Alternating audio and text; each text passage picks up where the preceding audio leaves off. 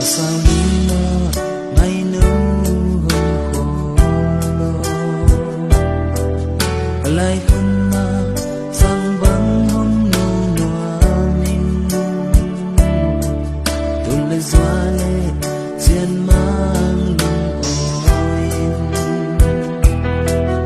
hôm nay chúng tôi đâu vắng cái tư lên mạch đầu năm to tung xiên mang đi đào hoa dân tâm hẹn con suốt con ngoan mạch đầu năm to mà chiang xuân thọ tên là dâu ly ya băng xuân thọ lên nghe mày hỏi nắng lệ con Giêsu tất na